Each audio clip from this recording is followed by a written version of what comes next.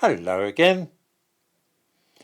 I sometimes wonder whether it is I who am mad, or whether it is rather the society in which I live which is mad, and I sane. I'm open-minded on this question, because of course many old people are a bit mad, and if I were off my head, I'd probably be the last person to notice. Before saying any more, I must mention that I am not a supporter of Tommy Robinson, and indeed suspect that he may not be all that he now represents himself as. Some say that he is a great and noble patriot, others claim he's a thug who dislikes Muslims and possibly Jews as well. None of this has the least bearing on what happened to him yesterday. The facts are very simple. For weeks now, the police in London have allowed protest marches during the course of which some people have called openly for the destruction of Israel and indeed the Jewish people. Yesterday, a demonstration was held against anti-Semitism, and Tommy Robinson announced that he would be attending it.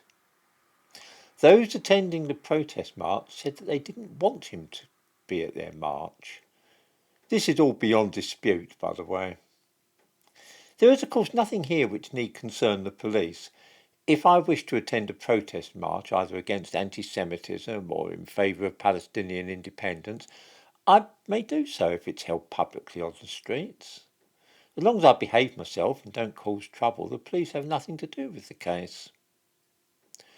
When a pro-Palestinian march assembles at Hyde Park Corner, the organisers can hardly expect that anybody they don't like will be banned from the area, and if seen at Hyde Park Corner will be dragged off, handcuffed and have tear gas sprayed in their face by the police.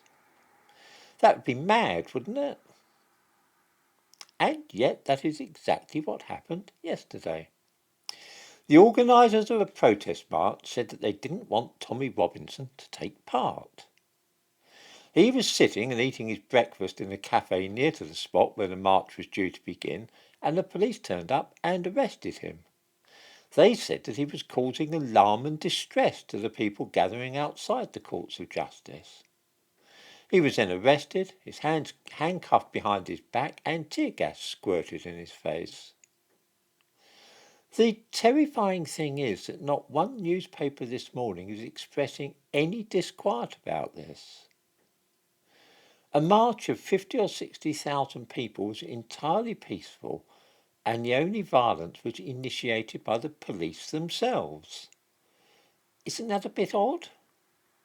Can you imagine the police grabbing some of those people on the pro-Palestinian marches and then using pepper spray on them? No, neither can I. There is not the least doubt that we have arrived now at a situation where it is fine for foreigners to march through the streets of the capital, wearing masks and calling for the death of their enemies, and the police will do absolutely nothing.